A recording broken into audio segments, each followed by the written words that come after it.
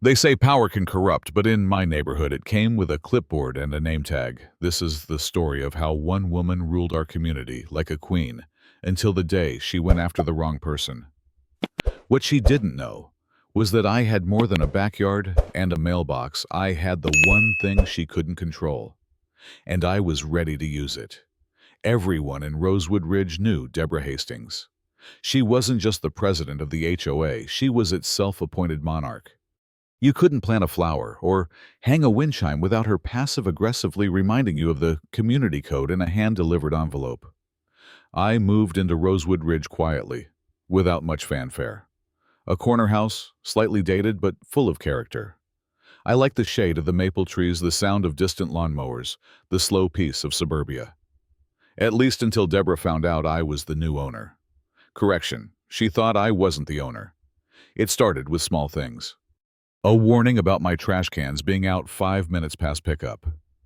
A note about my mailbox needing a fresh coat of HOA-approved paint. At first, I thought it was routine, part of the deal when you live in a place with a homeowners association. But Deborah wasn't routine. Deborah was relentless. One morning I found a formal violation taped to my front door, unauthorized exterior modification garden lights. The lights, solar-powered, barely brighter than a candle. Still, she considered them a visual hazard. Then came the accusation that really sparked things. Property is being rented without board approval. Tenant has failed to comply with community standards. I stood there on my own porch holding a paper that called me a tenant in the house I had bought outright. I called Deborah that evening. She answered on the first ring. "This is Deborah," she said like she was taking a 911 call. "Hi, this is the person you just accused of being a tenant. I'm the homeowner. My name is Matthew Rains. I own 47 Evergreen." She hesitated for a second, then laughed. "Oh, I just assumed. I didn't see your name in the HOA registry. I just moved in 3 weeks ago. Escrow closed last month."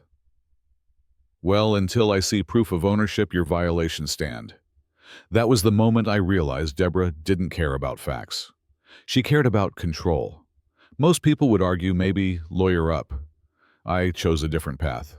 I said nothing. But I started documenting. Every notice, every fine, every conversation. I built a folder with time-stamped photos and printed copies of emails. Then I dug a little deeper. Deborah had been HOA president for 8 years. That wasn't unusual, but her grip on the neighborhood was intense. People were afraid of her. Some had moved away because of the pressure. Others just gave in.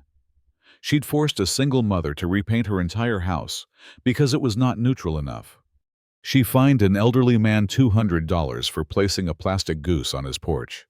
And through it all, she held on to her seat by micromanaging the votes and intimidating new homeowners. But what she didn't know, what nobody knew, was that I was in real estate finance. I had purchased the property, not just as a home, but as part of a small investment portfolio. And buried deep in the property history of this neighborhood were some interesting details. I discovered that Deborah's own home had been refinanced 3 times. Her latest mortgage was held by a private investor group. One of my groups. It took a few calls, a quiet meeting, a legal review, and then a signature. Just like that, I had a minority stake in the entity that owned her loan. Still, I said nothing. The violations kept coming. She fined me for leaving my porch light on past midnight. She complained to the board that I was hostile. She even tried to prevent me from speaking at an HOA meeting, claiming I wasn't in good standing, so I waited for the annual board meeting. And this time, I brought a guest, a real estate attorney. Friendly, sharp, thorough. The meeting started like they always did, with Deborah gavel in hand, nodding to herself as she ran through the agenda like a judge. When it came time for community concerns, I raised my hand. She tried to move on. "I believe Mr. Rains is not in compliance with. My client is the legal homeowner," my attorney said, "and we'd like to present some information to the board." The room shifted. Faces turned. Some curious, some excited. It was rare for anyone to stand up to Deborah. We laid it all out. My title deed, My mortgage-free status, copies of every violation she had sent me, many of which were invalid or directly contradicted by the HOA charter. Then, I handed the board a sealed envelope. Inside was a formal notice from the mortgage holder of Deborah's property, served through our investment group. The notice warned of pending review due to covenant violations, namely, abuse of HOA power, leading to legal exposure. The room went silent. Deborah looked pale. She fumbled her notes. Her hand trembled slightly. You can't do this," she said, trying to laugh. "You're threatening me." "No," I replied. "I'm protecting myself. And this community." The board asked her to step out for a moment. She didn't return. Within 2 weeks, Deborah resigned her position, citing personal health matters. Her house went up for sale 2 months later. Rumors swirled, but I didn't say a word. That spring, the HOA held its first open election in years. People actually campaigned. Lawn signs appeared. And for the first time, neighbors smiled at each other without checking their windows. But the real ending wasn't in her resignation. It was in the note I received from my next-door neighbor, a quiet man named Jorge who had lived there for over 20 years. "Thank you," it said.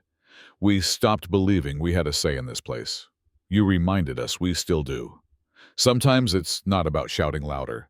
It's about knowing when silence speaks loudest. About waiting, watching, and choosing your moment, not for revenge, but for justice. And when it came, it didn't feel like a win. It felt like peace.